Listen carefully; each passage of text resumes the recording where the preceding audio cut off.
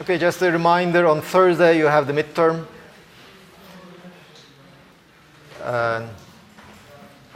If you want to see some sample exam questions, the type of exam that I usually prepare, go to this website.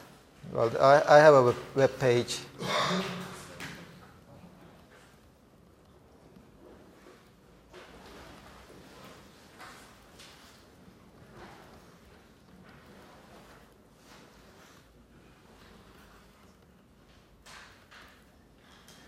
And course material.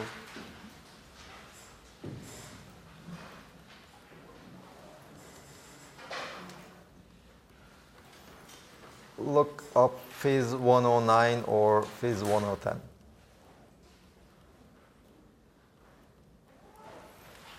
And I think the last time I taught was in 2015, 2016. Yes, 15 and 16. And, well, that is the typical exam that I'm trying to prepare also for you. Since this is the first time I'm teaching modern physics, I cannot give you an exam sample questions from modern physics. Yes, your questions.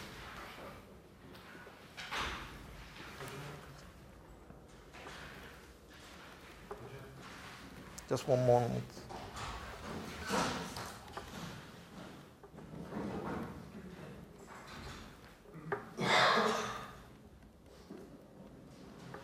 I will be in my office on Wednesday in the morning, before noon. So if you have any questions, you can come and ask. Yes? In email you said you were allowed calculators, but I was wondering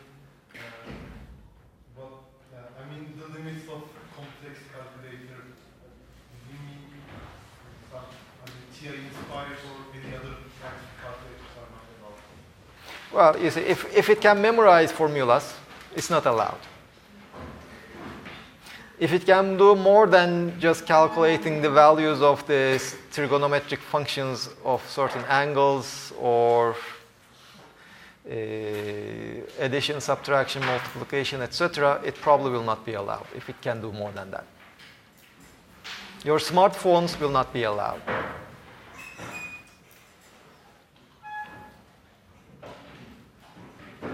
I mean, it's not that you will, I mean, you can use the calculators. You don't have to. I mean, you say if you, there will be some numerical computation in the exam. If you would like to use the calculator, just use it.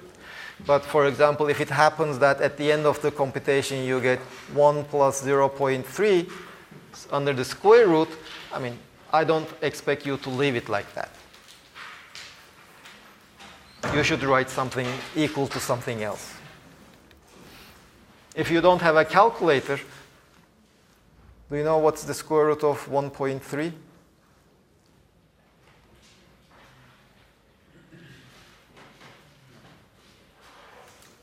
Do you know Taylor expansion, right?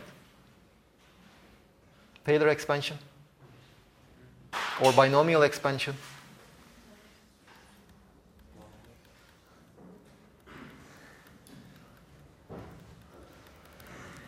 If you put x is equal to 0.3, square root of 1.3 is something like 1.15.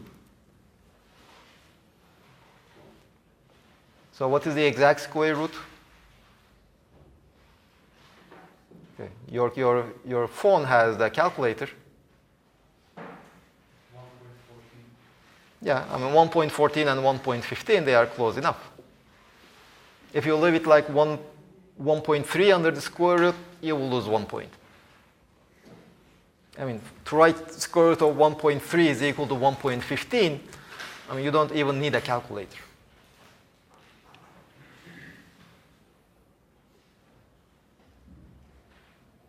What is the exponential of 0.3?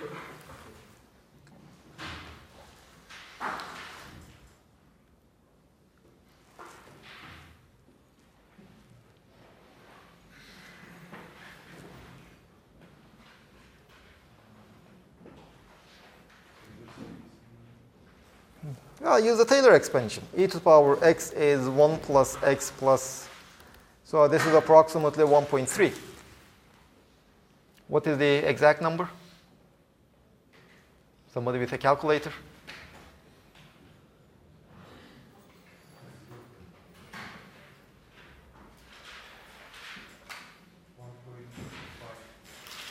Not bad. Other questions?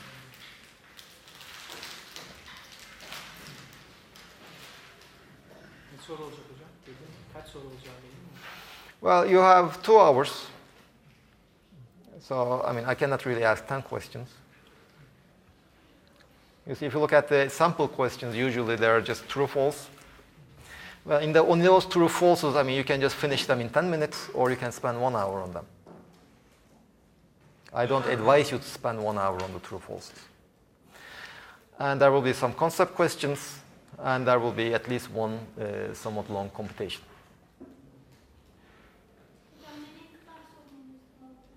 Everything we do, including today.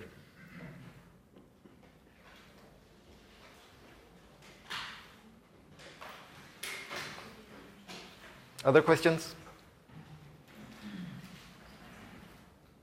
So essentially, if you ask more questions, we will be able to cover less.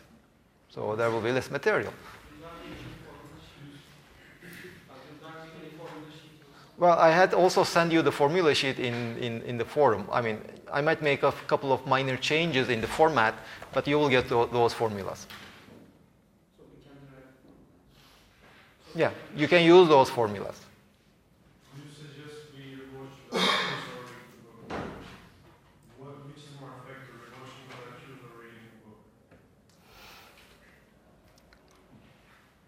I don't know. Which one do you like?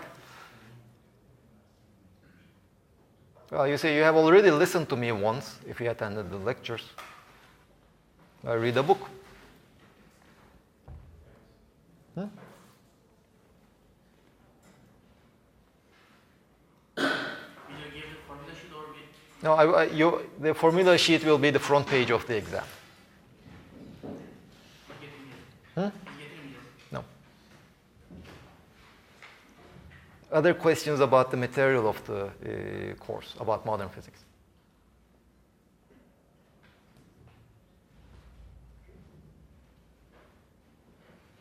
So let's see, if you would just refresh your minds about what we were discussing. We were basically looking at how does the electromagnetic waves, one wave we know is the electromagnetic waves, and we were looking at how they behave. So we looked at the black body radiation.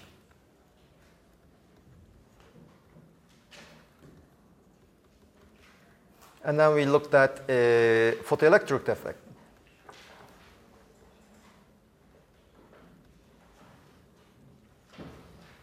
Now, both of which basically told us that light is a collection of particles.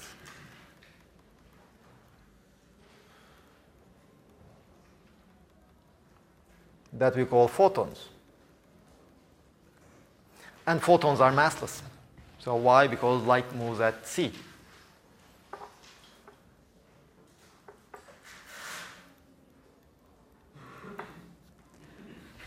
Then we looked at some cases of how these particles interact with other systems. For example, we looked at the X-ray production,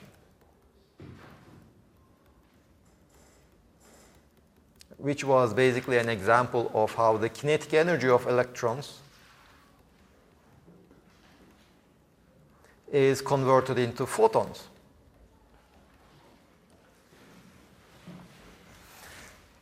How do we know that we produce the X-rays? Because you see the wavelength of X-rays is of the order of 10 to the power minus 10 meters. So we said that, okay, we can measure these wavelengths by just looking at the scattering or the interference pattern in the crystals. So we just send the X-rays. They will be reflected from the atoms.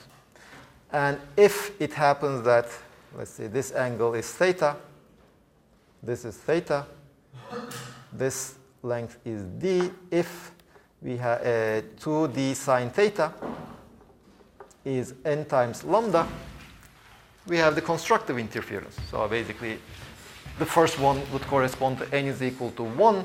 So you can, using this expression, looking at which angle you have the spots, then you can determine, if you know the d, you can determine the wavelength. So we know that when we accelerate electrons to tens of kilovolts, they will create some electromagnetic radiation, and that electromagnetic radiation is X-rays. Now, any questions on these? Now, today we will continue on what other kinds of interactions the photons can have with the particles.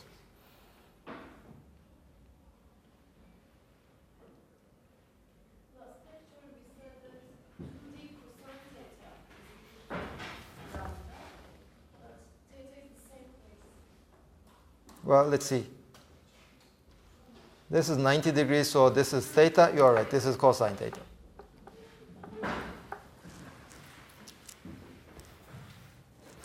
So this length is just d cosine theta. This length is also d cosine theta. The path difference is 2d cosine theta. If it is an integer multiple of lambda, then we have constructive interference.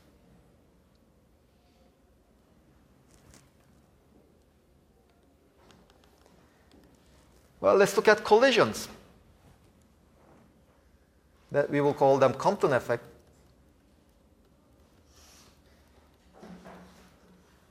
What we will have is, let's say we have electrons at rest, or any charged object, let's say at rest, of mass m.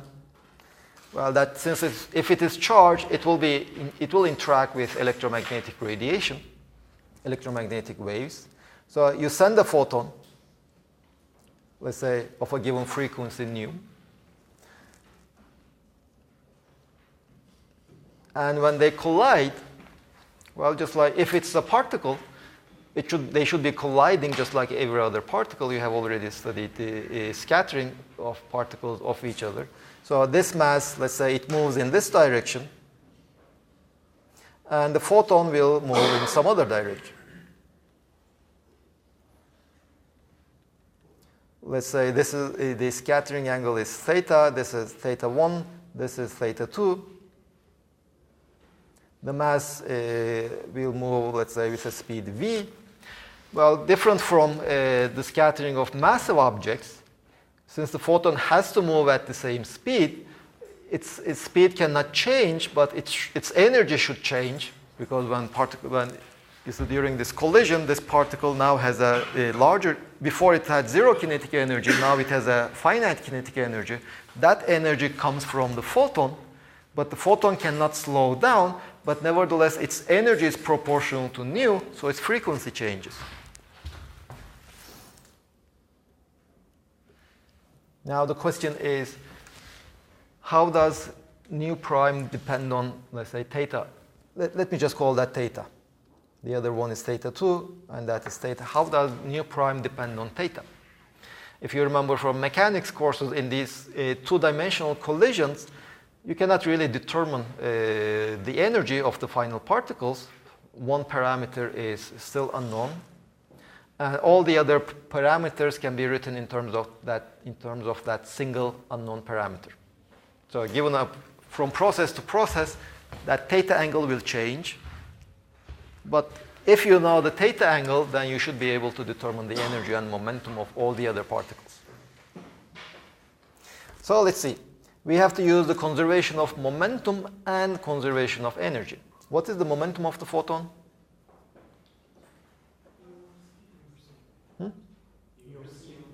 Well, the momentum of the photon is just E over c. E is h nu over c. So let's choose the coordinate axis. Conservation of px.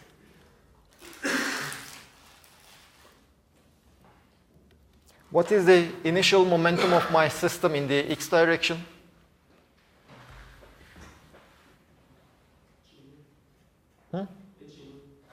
H nu over c. This is the initial momentum. The final momentum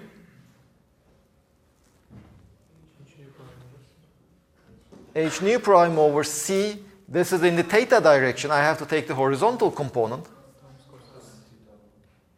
This is the momentum of the photon only. There is also the momentum of the electron.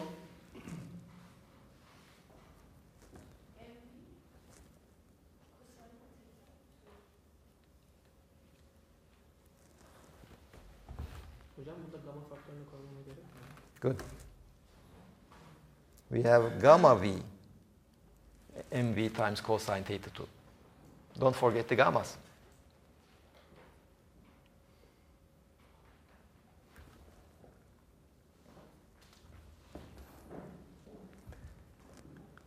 Okay, conservation of py.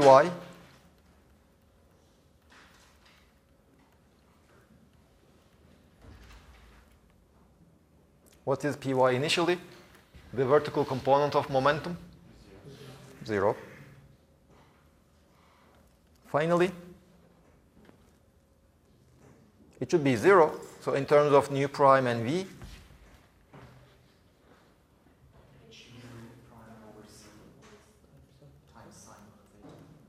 sine theta plus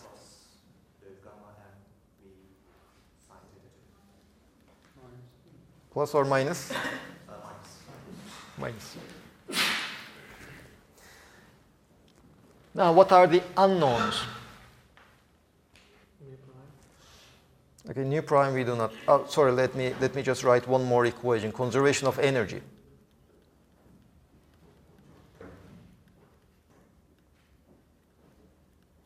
What is the initial energy? What else?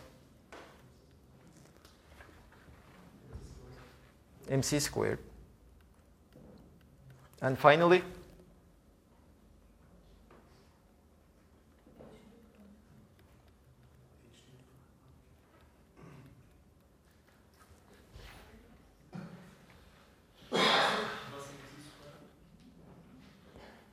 no.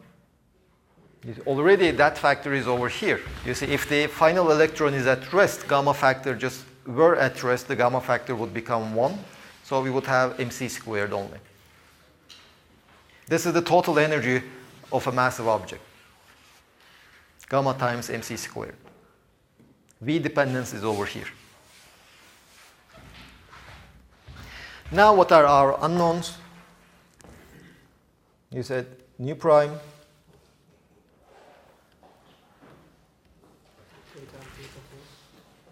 theta, theta 2,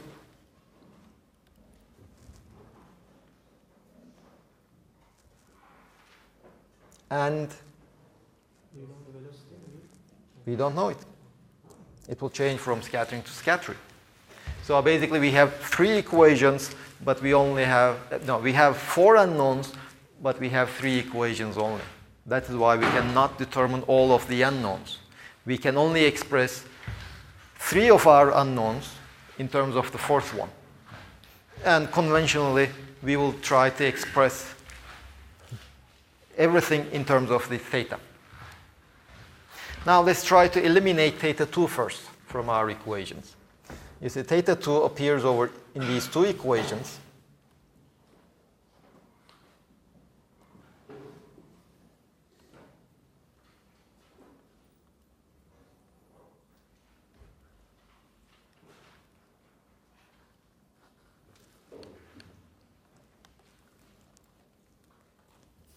Okay, the computation will be somewhat boring, but let's just go over it.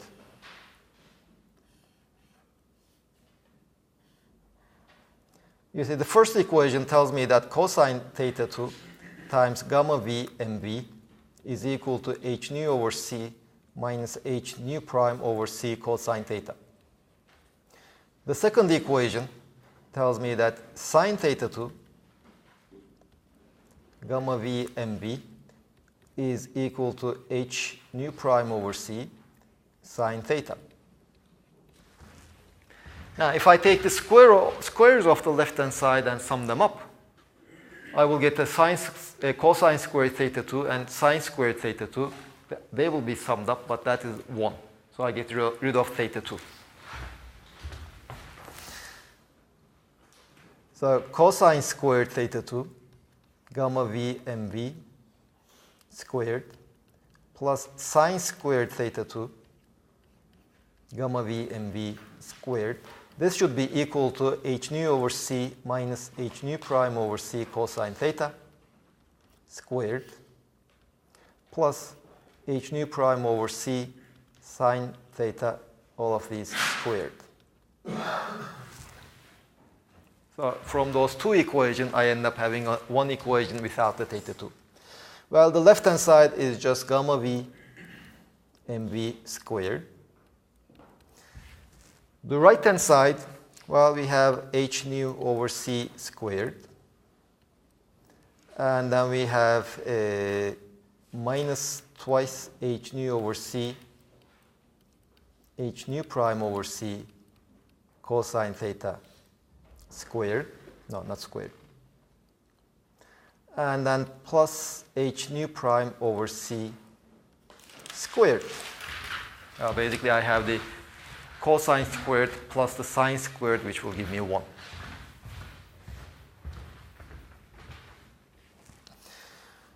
Now let me use the other equation.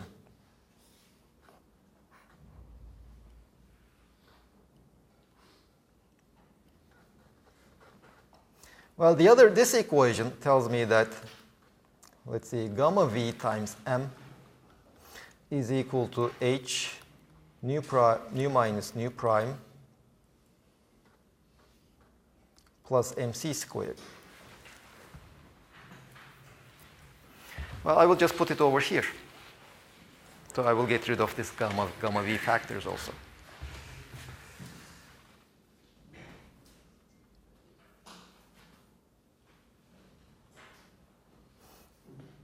So let me rewrite those two equations.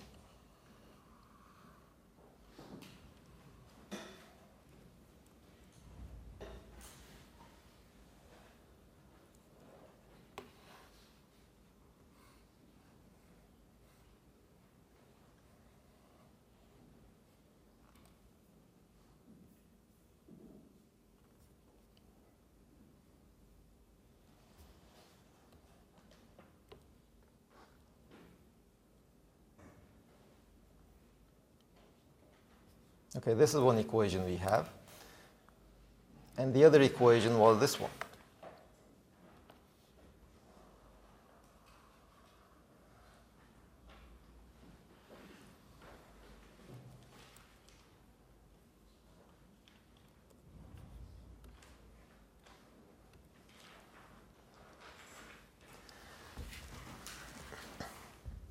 Now, let me just first look at the left-hand side over here, gamma v mv squared. This equation allows me to express gamma v in terms of the other things in my problem. But here I have gamma v and also v. This will be gamma v squared m squared v squared, or gamma v squared m squared c squared times v squared over c squared. But v squared, you see, gamma 1 over gamma v squared is 1 minus v squared over c squared. So v squared over c squared is just 1 minus 1 over gamma v squared.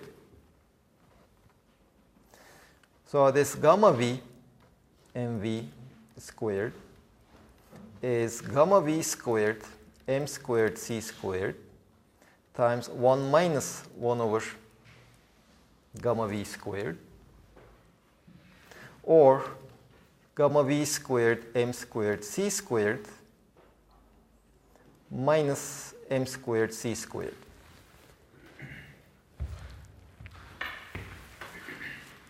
Now what I will do is I can just solve for gamma v m squared from the first line at the top. So what we have, the second equation just tells me that gamma v squared m squared c squared minus m squared c squared, or let me write this in this form, this should be equal to h nu over c squared minus twice h nu over c, h nu prime over c, cosine theta plus h nu prime over c squared. Now I can just substitute the first equation.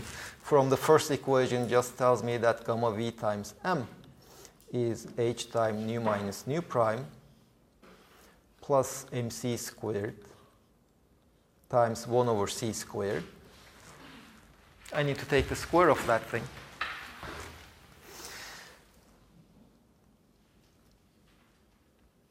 So let's see, h squared nu minus nu prime squared plus m squared c to the 4 plus twice mc squared h times nu minus nu prime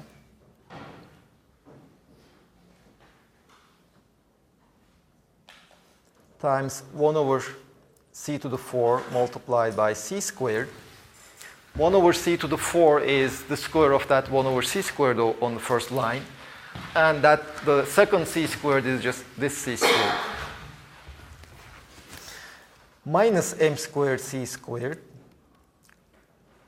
This should be equal to, well, let me just simplify it a bit, the left-hand side. This will be h nu over c minus h nu prime over c squared. As if I take the square of this thing, I get the square of this one. I get the square of this one. But I get this term without the cosine. So let me just correct for it. Plus twice h nu over c, h nu prime over c, 1 minus cosine theta. So these two lines are the final form of my equation. Now let's see. We will simplify a bit. Well, let's look at this term. I have m squared c to the 4 divided by c squared. That just gives me m squared c squared, which is cancelled by this one. So this term is cancelled by this one. Now what else I have? Let's look at this term. Here I have h squared nu minus nu prime squared divided by c squared. But let's look at this one. Let's just take h over c out. I have h squared over c squared, just like here, h squared over c squared, nu minus nu prime squared. So the term on the left and the term on the right, they just cancel each other. This cancels this one. So let me rewrite what I have. 2mc squared, h times nu minus nu prime. This should be equal to 2h nu over c, h nu prime over c, times 1 minus cosine theta. Well, 2's cancel.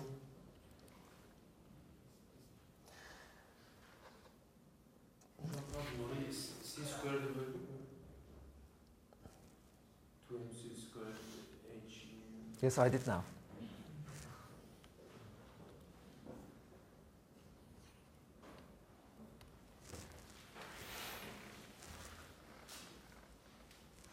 So we have m times h nu minus h nu prime. This should be equal to 1 over c squared h nu times h nu prime 1 minus cosine theta.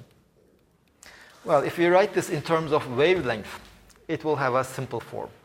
So how is the wavelength related with the frequency?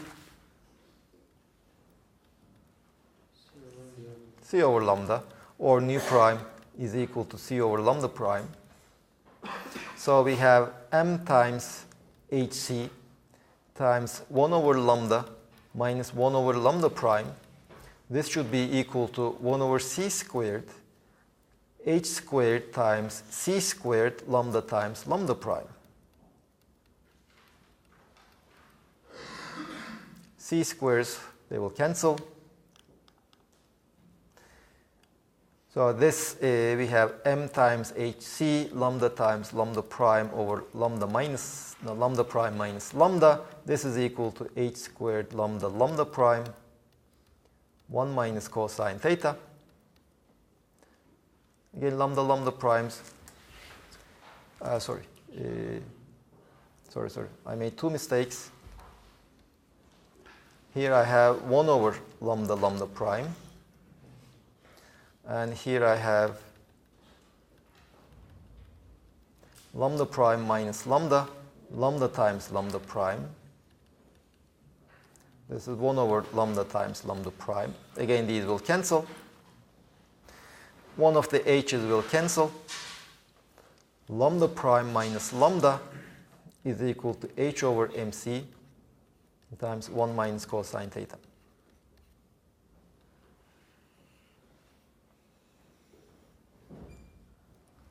So you see, the shift in the wavelength in Compton scattering doesn't really depend on the wave that you use, on the photon that you use. It only depends on this constant, which is a characteristic property of the whatever it is colliding with, the particle at rest, and the angle of scattering. This has a special name.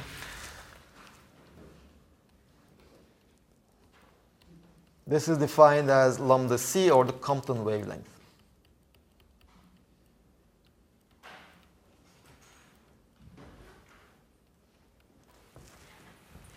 Now, later on, we will see that the particles, massive objects, they also behave like waves. And then this quantity will turn as a typical size of the particle.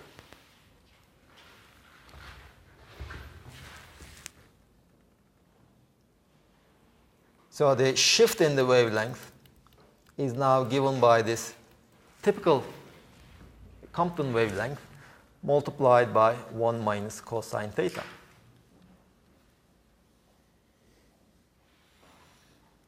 Now, if you look for this Compton wavelength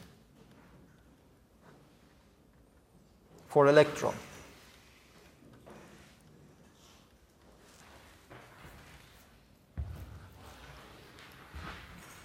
well, this turns out to be something like 2.4 picometer.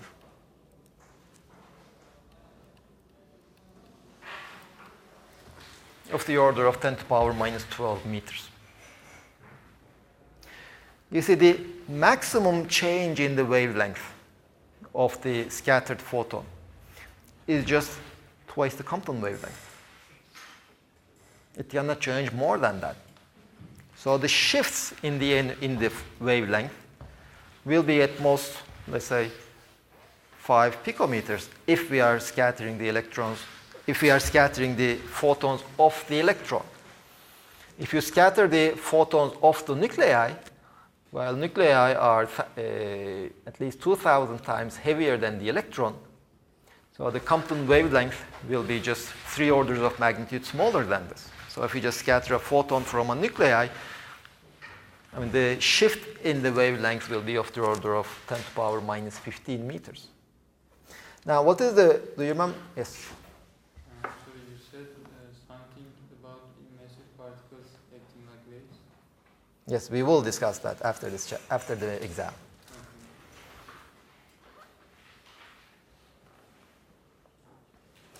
For the time being, this wavelength over here, this lambda c, is just some characteristic wavelength for the Compton scattering process.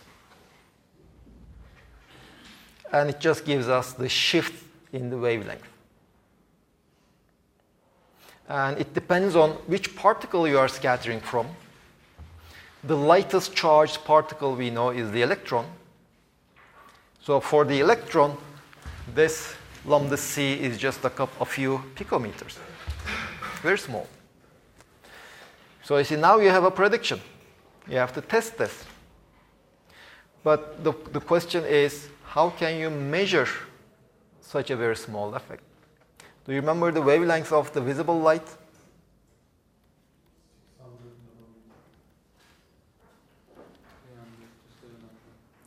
Of the order of 100 nanometers. or 10 to the power minus 7 meters. So if you use visible light to do Compton scattering, the maximum shift will be this much. But it's just 5 orders of magnitude smaller. So you have to, if you want to measure this effect using visible light, your equipment should be able to measure the wavelength up to 0.01% accuracy. So if you want to measure this effect, you need to use an electromagnetic wave whose wavelength is much smaller than the visible light. One example that we had used was the X-rays. Do you remember the wavelength of the X-rays, typical wavelength? The typical size of the atoms, 10 to the power minus 10 meters. In the case of the X-rays, this shift due to Compton scattering would be a few %, which is not very small. Well, it's much larger than the shift you would obtain using visible light. So did we measure it? We did. You see, you have the X-ray source.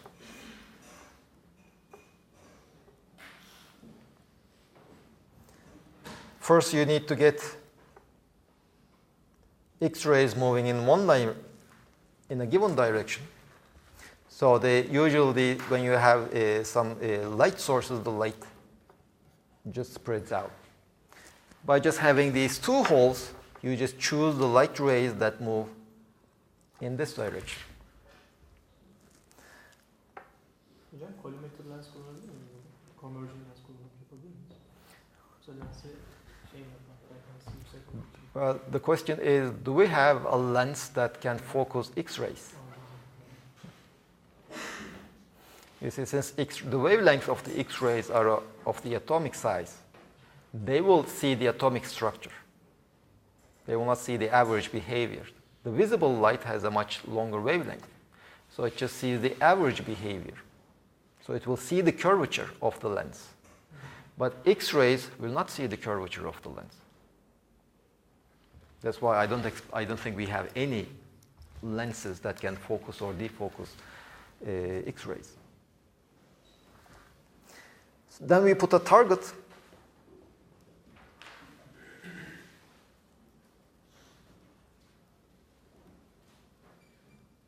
And you put your detector.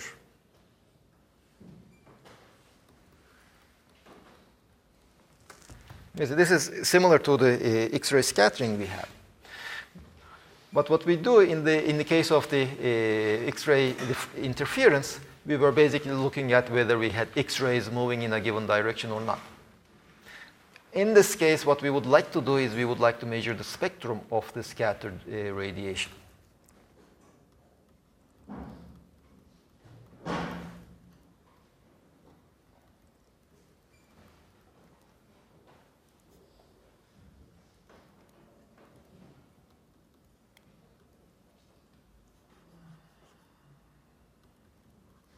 Let's say this is the angle theta. Now, if you would measure the intensity as a function of wavelength, let's say when theta is equal to 0, no scattering. You see, if when theta is equal to 0, cosine theta is just 1, so lambda prime and lambda minus lambda is just 0. So you don't get any change in the wavelength. So that would give you an idea of what is the spectrum you have. And what turns out to be, when you do the measurement, you get basically such a spectrum. Just a single peak. Most of the X-rays have a wavelength in some suitable unit, have that value. As you change theta,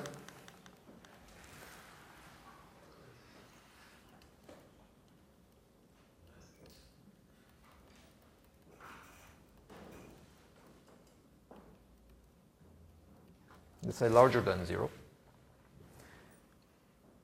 you get this one.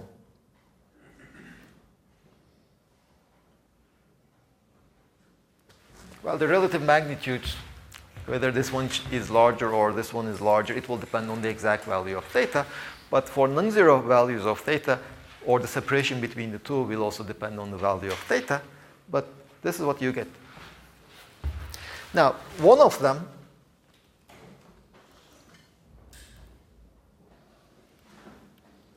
is essentially basically at the same value. There's practically no shift. This is the one that has the shift predicted by the Compton scattering of the photon. Of the electron, sorry.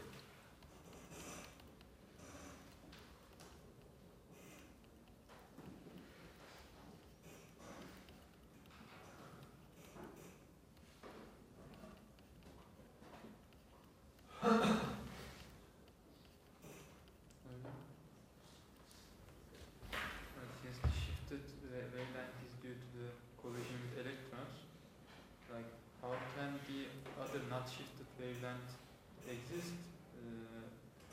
Since it has to collide with electrons in order to change its direction, how does it happen? Yes, nice question. How So, come okay, so we can explain this one. How can we explain this one? You see, the Compton scattering predicts that there has to be a shift. Now, here we are looking at scattered. Since theta is equal to 0, you are just sending X-rays in one direction. You have your material sample over here.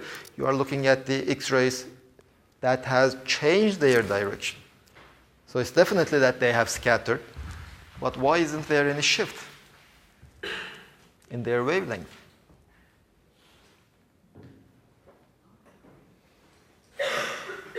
Maybe theta is equal to 0. No, theta is larger than 0.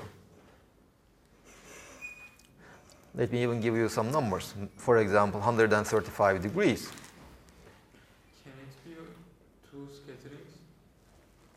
I mean, first there's a shift in one collision, then it collides with another electron, so the shift in there might cancel. It is possible, but it will be a small probability. You see, that peak is not very small. It's small, but not that small. The probability of having two collisions will be even smaller.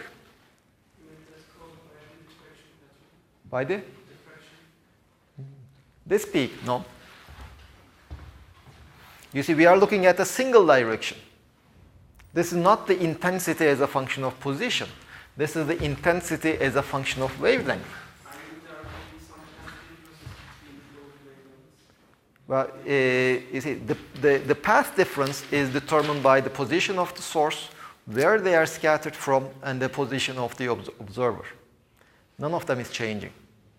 So I'm sending the X-rays. This is my object. I'm just looking at the X-rays from, if it's 135 degrees, from this direction. I'm not moving my detector. The detector is fixed. My detector is just measuring how much intensity do I receive for a given wavelength.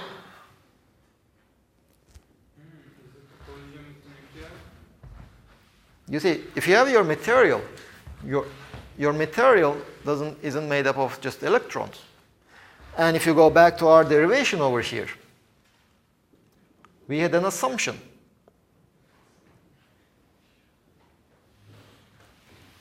We assumed that the electron was at rest and it was free.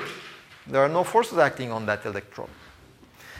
Now, when you look at a metal or a large atom, it has many electrons, and it also has a nuclei. So the X-ray, we didn't say that the X-ray has to scatter from an electron. It will scatter from any charged object. There's the nuclei. It can scatter from the nuclei. But the nuclei is at least 2,000 times heavier, 3 orders of magnitude heavier than the electron. So the shift due to the scattering from the nuclei will be negligible compared to this shift, just 3 orders of magnitude smaller. So that we will not measure. It will be as if we have the shift at exactly the same point. Secondly, okay, we have those electrons in the outer shells. which are weakly bound to the atom. I mean, a very small effect will be enough to separate them. But there are also the other electrons that are in the inner shells.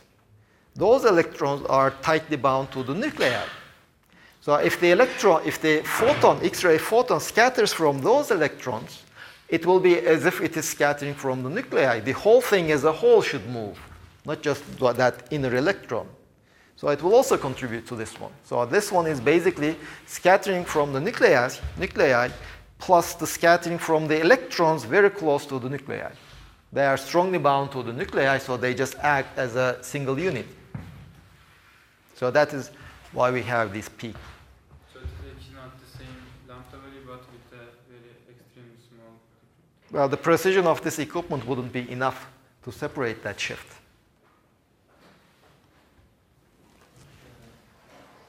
Çok atomlu elektronun daha dışarıda olduğu sistemlerde mi zanamet görünüyor yoksa az atomlu elektronun daha içeride olduğu sistemlerde mi? Well, you see, the idea, if you want to test this thing, test this relation, you have to have almost free electrons in your system. And almost free electrons, they exist in metals.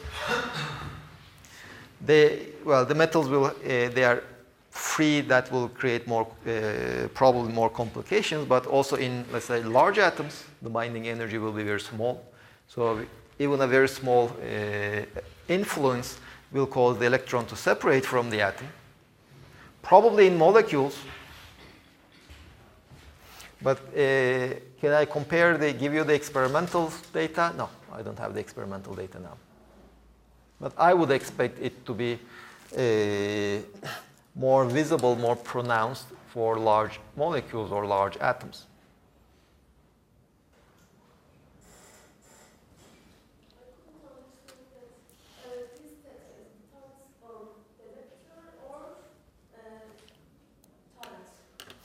You see, what is that theta? You have the target, the electrons that are at rest or almost at rest. You send the X-rays. Well, you are sending basically millions and millions of photons in a sense. Those photons will scatter in every direction. Some of them will scatter in that direction, some of them will go in that direction, some of them will go in this direction. Then we put a detector over here. So we send these X-rays. Again, they scatter in every direction, but some of them will scatter towards our detector. Those scattered X-rays that reach the detector have scattered by this much, by the theta. So by positioning our detector, we are essentially choosing the photons that are scattered by an angle given by theta. By positioning our detector over here, we only see the X-rays that have scattered in this direction, that is the X-rays that have scattered by an angle theta. So that theta is the angle of my detector, but it is also the angle of the scattering angle of the photons that can reach my detector. So if there are additional photons, not all the photons are moving in that direction. There are also X-ray photons moving in that direction, but my detector doesn't see them. So that's why my detector only sees the ones scattered in this direction. And in fact, this was the case when theta is equal to 135. If you look at the case when theta is smaller, the separation does become smaller.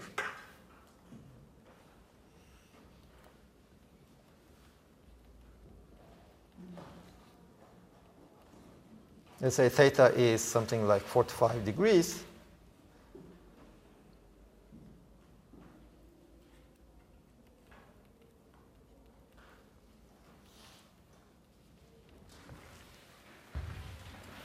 So now you see the shift is now smaller because the angle theta is smaller.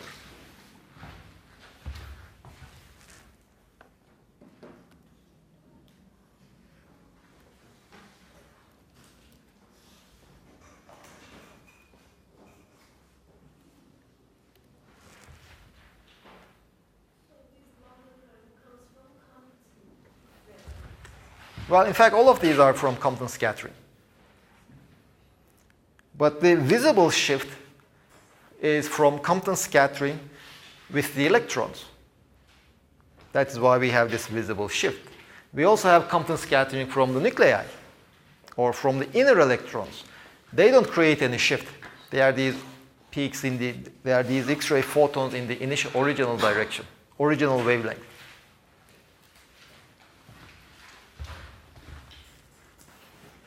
So what makes a Compton scattering, what distinguishes a Compton scattering from, let's say, photoelectric effect? In the photoelectric effect, we have the photon which is absorbed by the electron, and there's no more any photon. The photon just disappears. In Compton scattering, so basically the photon transfers all its energy to the electron. In Compton scattering, we have the photon hits the electron, but after the collision, we still have the photon and the electron. Both of them still exist. So this is more like just two particles colliding. Yes? Hocam kullandığımız metal yarıyla etken olursa shift daha fazla mı olur yoksa daha mı az olur? Nasıl bilmiyoruz? Well, let's see. What do you mean by a semiconductor? Sizde şimdi Almanya gibi yani metalik bond o kadar shell'de kuvvetli zayıf değildir diye çalışıyorum. So what do you mean by weak or not weak? Well, let's give some typical numbers. The ionization energies.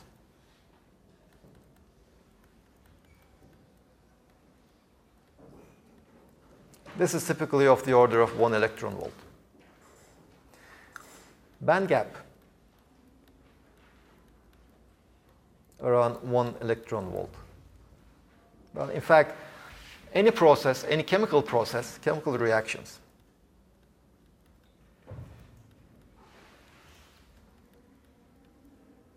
around 1 electron volt.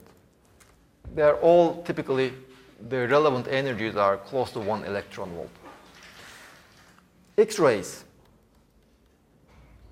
What is the energy of X-rays? Around 10 kilo electron volt. You see, 1 electron volt difference doesn't really make any difference.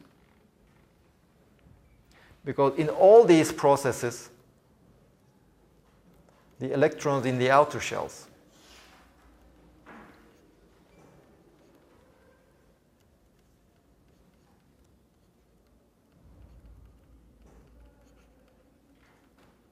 none of the inner electrons participate in these processes.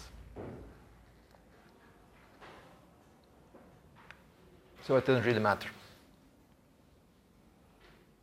The distinction, the reason why we have those two peaks is the distinction between the outer shells and the inner shells.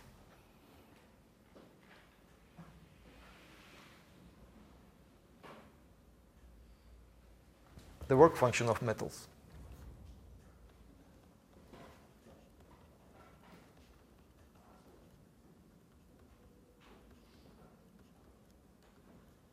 Just typically a few electron volts.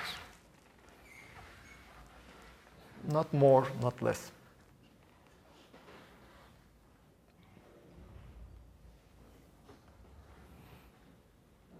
Any questions? Hocam fotoelektrik olayla kuantum birbirine tersi mi?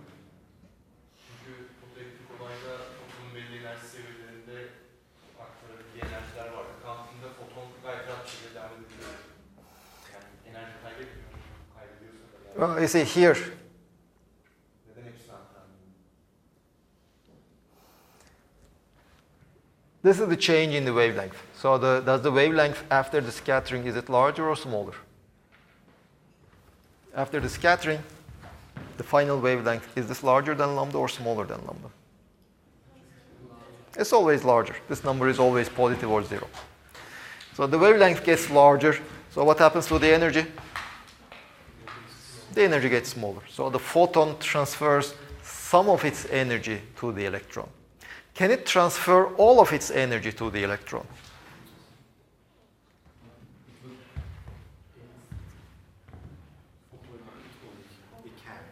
It can. It doesn't have to be just part of it. When you send a photon, you have a bunch of electrons or the nuclear charges over here, it can transfer some of its energy, it can transfer part of its energy. And typically, if you look at the probabilities,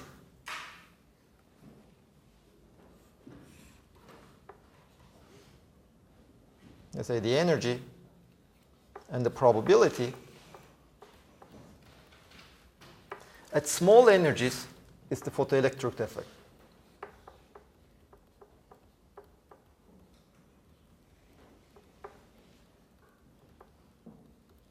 At larger energies is the Compton scattering.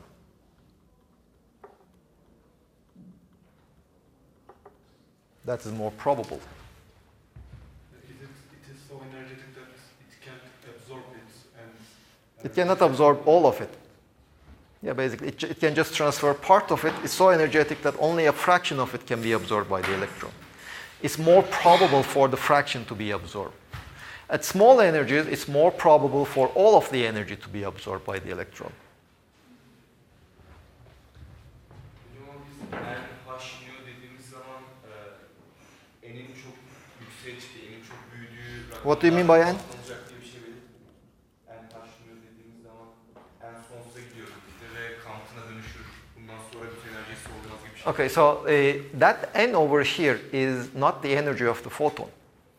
It's the number of the photons.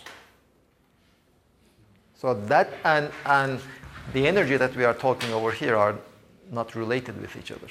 This energy is essentially nu. So as nu increases,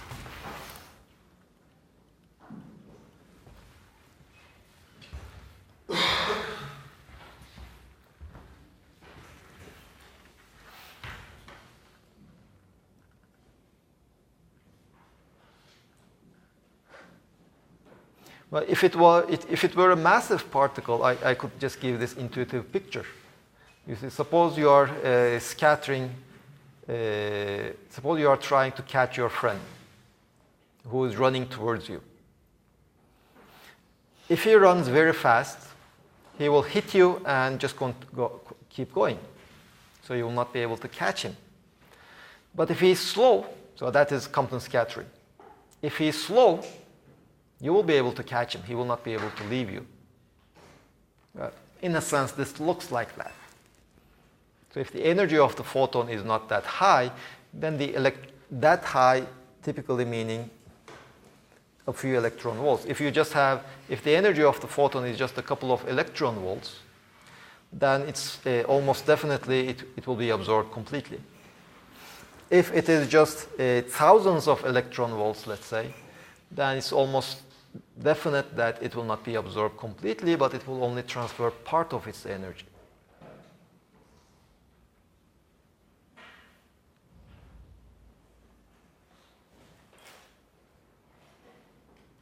Okay, let's give a break, and after the break we will continue with pair production.